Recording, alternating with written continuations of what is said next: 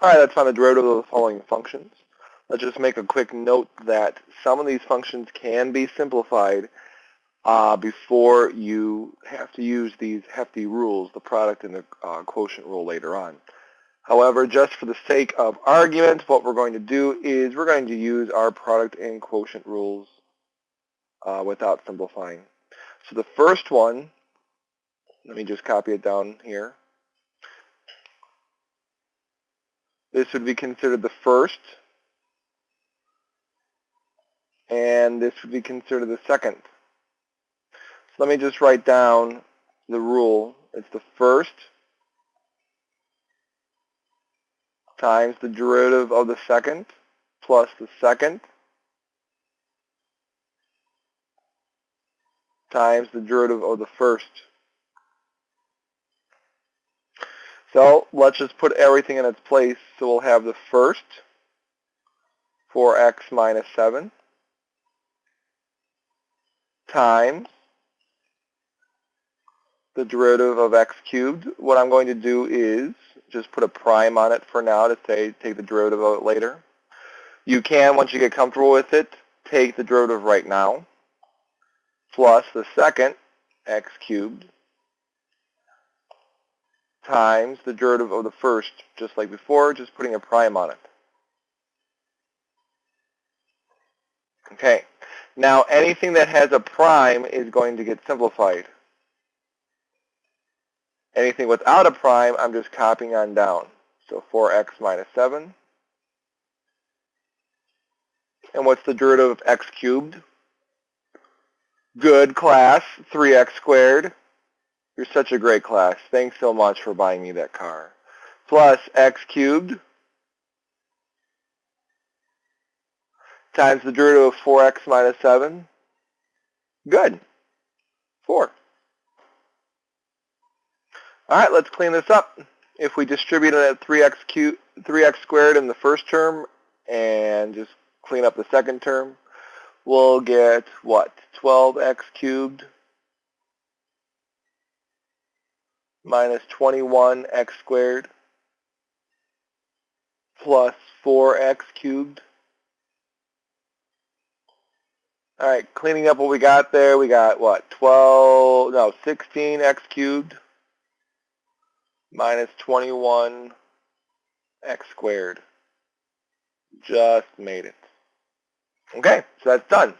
The comment I want to make is if we looked at the original function and distributed through the x cubed, which we're allowed to do because they both have a power of 1 here, you could write it as 4x to the fourth minus 7x cubed. And then if you just look at that using the power rule twice, you would get your 16x to the third minus 21x squared. So, moral of the story, if you can simplify before you differentiate, do so. Now, as stated, B and C, we would be able to do the same exact thing of simplifying before we differentiate, but just for funsies, we're going to use the product rule. For part B, remember that the square root of x is really x to the 1/2. So let's do part B.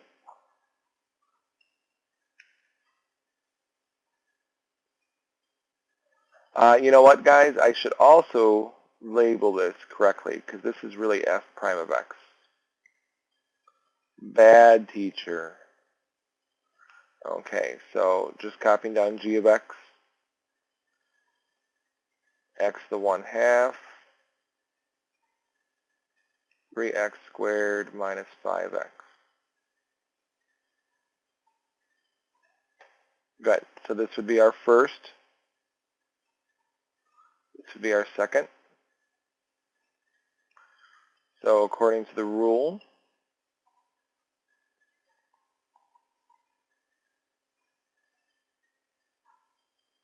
the derivative would be the first times the derivative of the second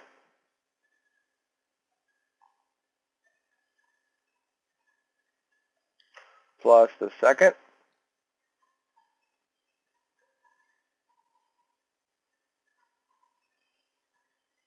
times the derivative of the first.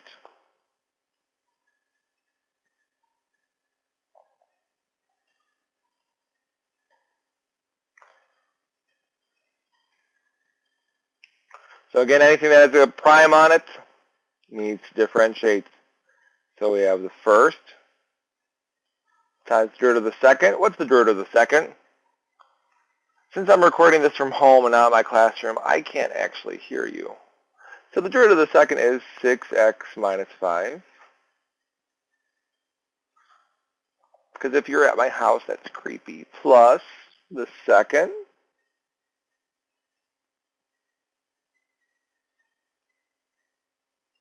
times the derivative of the first.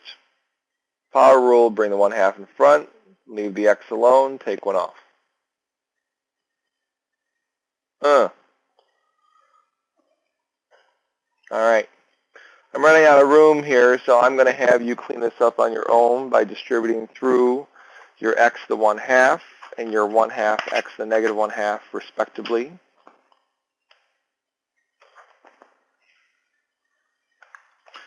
So after cleaning up, what you should get is, let's see, 15 halves x to 3 halves minus 15 halves x to the 1/2. Awesome sauce. All right, very good. Let's do one more. And then part C, h of x is 3x minus 7.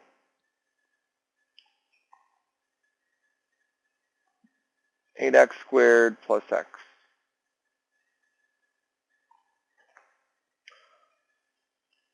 So, highlighter time. This, oh, you can barely see it. That's your first. We're going different color. That might be, oh, let's go fuchsia. That, oh, you can, oh, that's terrible. That's your second. So we're going to go right into it this time. So it's going to be the first times the derivative of the second. What's the derivative of the second? Very good. 16x plus 1 plus the second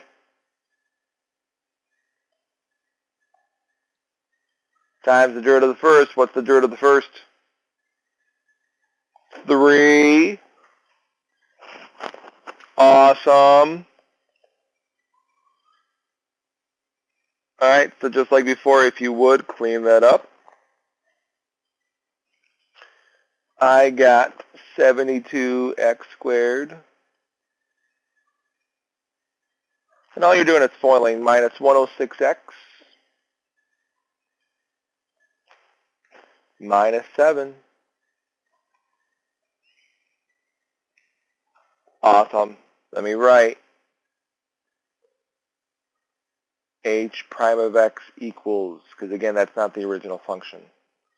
So bad Mike. Make sure you make a distinction between the original function and the derivative. All it takes is that little prime.